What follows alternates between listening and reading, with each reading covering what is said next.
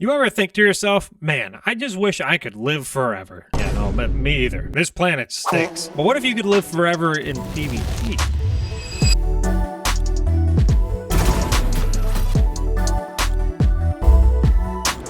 Today I've got a build that's going to get you as close to that as possible with crazy exotic and subclass synergy. With the power of Frosties, we're going to be taking advantage of high uptime on abilities that will be the catalyst for a lethal combination with Red Death. Red Death returned from the depths of Destiny 1 and has remained mostly untouched as one of the most compelling PvP weapons in years. Red Death performs above any other high-impact pulse rifle I've ever used, and the restoration and healing just layers on a whole new level of madness. And that's exactly what we're building into today with a build I'm calling Death Frost. Alright, so whenever I make a build, I like to have goals, a really clear picture of what I'm trying to do. So for this build, I've got it broken down by 3 goals: healing, lethality, and regeneration. And since my brain is a confusing, jumbled up place, there might be some overlap as we look into those. Basically, I just want to organize this video conceptually instead of just throwing a bunch of aspects and fragments at you and flashing big percentages on the screen. That way, you can see the why behind each facet of the build. And if you really don't care about all that, totally get it. I've got a dim link in the description for you. Jump in, give it a try. Just make sure you leave a like before you go. So let's start with healing. Red Death is a great starting point, seeing as every kill is going to grant cure ×2 in addition to faster reload speed and cure ×1 to nearby allies. There's also the performance boost of extra handling, reduced flinch, and movement speed when you deal damage. Something about these buffs just makes using Red Death an absolute experience. Where it felt like I'd fall short in duels with other high-impact pulse rifles, Red Death just picks it up for me. The handling is fantastic, the dueling strength of the increased movement speed and reduced flinch is just excellent, and that's not even all Red Death has to offer. We'll get to the rest a little bit later. So there's the cure on kills, of course, but the Catalyst also offers really strong restoration. Red Death's Catalyst states that final blows will charge the weapon, and when the weapon is charged, the next final blow creates a healing burst at your location and leaves a remnant behind that grants restoration to allies. So we're getting even more support out of Red Death with the restoration, which is great, but what does the rest actually mean? I found the wording a little bit confusing here since it kind of leaves out some pretty important details that you find out quickly by just getting a few kills, and the reality is you're getting restoration ×2 in the Crucible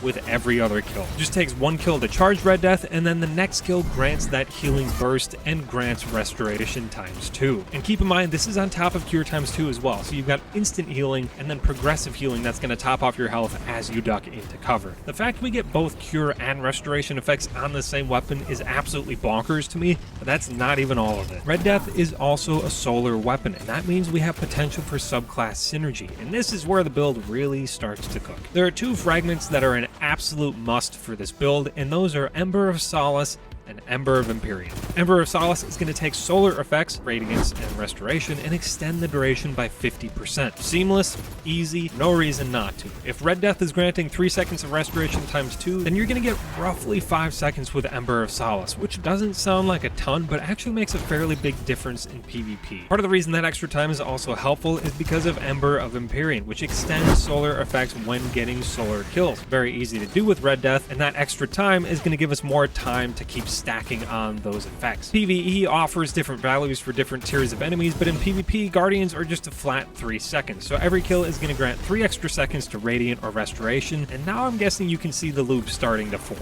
Red Death grants restoration every other kill, and with Ember of Solace, it'll last 5 seconds, which is likely enough time to find another target, land that kill, and extend restoration again. Now maybe your odds of finding a 3rd target in time are slim, but now Red Death is charged and ready to go for your next target, and you'll get restoration off of that kill anyways. It's just fantastic stuff, and it loops really nicely into our second goal here. Before that, I'd just like to say I'd be grateful if you left a like if you're enjoying the video, even consider subscribing for more, and also follow on Twitch. We do really fun, goofy streams over there on the weekends, sometimes during the weekdays, and we do build tests like these as well. So if you want to see these builds coming together live, and most of them definitely fail, definitely follow on Twitch. Anyway, goal number 2, lethality. Who cares how much you can heal if you can't kill anything? Well, thankfully, Red Death is at no disadvantage in the Crucible, and neither is Solar in general. Solar Hunters have access to Acrobat's Dodge, which grants Radiance, ordinarily for 10 seconds only, but of course we have our Fragments as well, which extend the duration on activation and kills, and this is where things get a little bit crazy. Red Death was already capable of 2-tapping Guardians, no problem. It's a great weapon, excellent performance, great ease of use like we've discussed, but now with Radiance from Acrobat's Dodge, you get 15 seconds of Radiance, which is extended by 3 seconds every time you get a kill, in addition to granting and extending restoration effects on every other kill that you're getting with Red Death. The 2 taps come so easily on Red Death with Radiance, and the continuous loop of Ember of Empyrean is just beautiful. Not to mention, on the occasion that you get low on health, Red Death just grants you more damage to make 2 taps easier still. I know I didn't mention that earlier, but that's going to increase the forgiveness and the ease that you can land those 2 taps even more. So there are some scenarios where you're going to be able to land way fewer headshots and still land the kill. Radiance in combination with that damage from Red Death is really potent, and that's also why I use Ember of Torches, so that we have our melee attacks granting Radiance as well. It's just another easy way to layer on free damage, and later on when we get to the 3rd point, that choice is going to make even more sense. But just having another tool to grant easy Radiance is fantastic, especially with the exploding throwing knife. It can just sit there until it hits somebody, or on direct hits of course. Either way, it's considered melee damage and you're gonna get Radiance from it. Personally, my favorite way to use the explosive throwing knife is to just prime somebody down. Basically just plant it somewhere I know the enemy's going to approach, so they just take a little bit of extra damage, then you got Radiance, and then that just makes them really easy clean up. A little bit of extra damage for yourself with Radiance and some damage for your enemy makes them pretty light work. Unfortunately, the knife is pretty small, so you can kind of tuck it around a corner where people don't usually see it. And this is where we finally talk about aspects. I'd probably just use knock them down for the enhanced supers, because why not? But more importantly, the knife refund if you get a knife kill while radiant, which is easy to do since we're using Ember of Torches. It's not going to happen a lot, but it certainly doesn't hurt when it does happen. In my opinion, that's probably going to be more helpful than Gunpowder Gamble. Then I'd use On Your Mark. Headshot kills grant 1 stack, but more importantly, using your class ability instantly grants 3 stacks of On Your Mark. So we're talking about lethality right now, right? Why does that matter? Well, On Your Mark provides increased handling and reload speed, and let me tell you,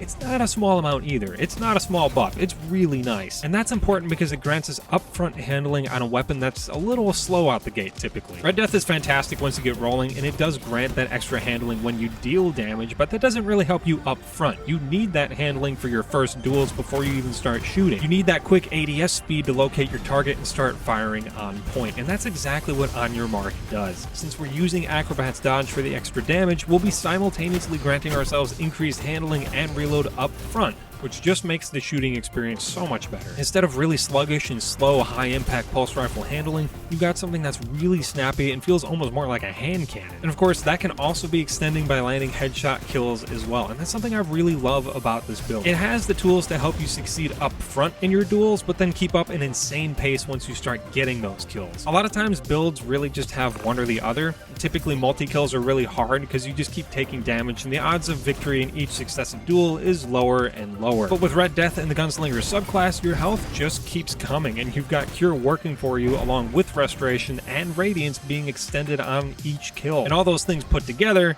make multi-kills a lot easier. All of this is taking place before we've even talked about our exotic armor, which feeds nicely into our final goal, Regeneration. Who cares how lethal your abilities are if you can only use them a couple times a match? Especially in modes like Trials with faster rounds and shorter overall match times, ability regeneration is incredibly important. And what better hunter exotic to accomplish regeneration than Frosty's? Frosty's states that sprinting will increase ability regen across the board, dodge, melee, and grenade, and activating your class ability will briefly increase sprint speed as well. That, by the way, is a pretty underrated aspect of Frosty's, by the way. Really helpful just to get that little bit of extra speed. This exotic, along with Acrobat's Dodge, has been one of my favorites for years at this point, because you get the benefits of Radiance while also mitigating the longer cooldown that comes with it. And the really cool thing about Frosty's is that the regeneration is multiplicative, or something. Whatever word actually makes sense there. It stacks. So if you combine it with Ember of Benevolence, you get incredibly fast regen speed.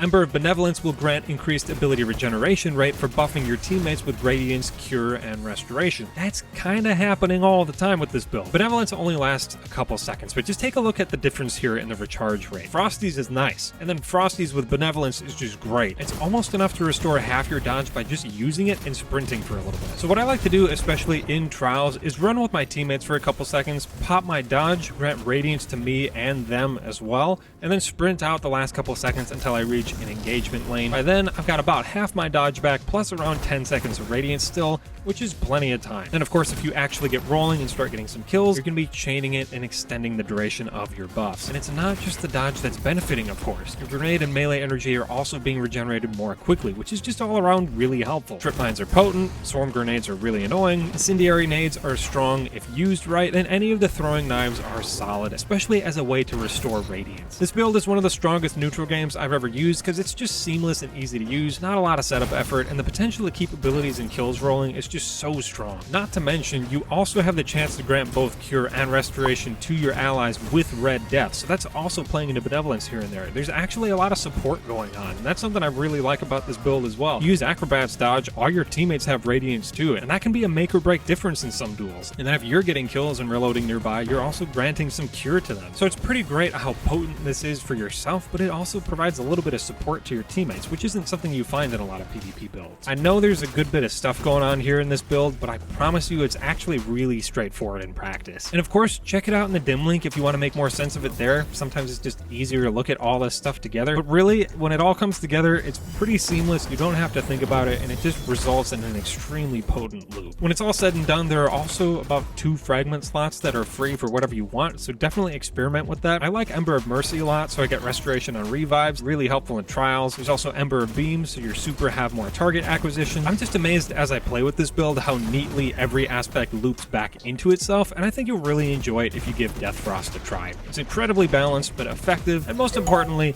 really fun. It keeps you alive in situations you'd never survive ordinarily, and gives you a chance to make extraordinary 3v1 trials plays, or capture points against all the odds. I'd love to hear your feedback. If there's anything you'd change about this build, or maybe similar builds that you have, leave a comment below, as I still have a small enough channel that I just read all your comments, so I don't really miss anything. Also, again, I do live build testing and concepts like these on Twitch every weekend, so definitely follow over there for some fun weekend streams, and don't forget to like and subscribe here for more builds and fun stuff like this. I hope you enjoy the build. Thank you so much for watching.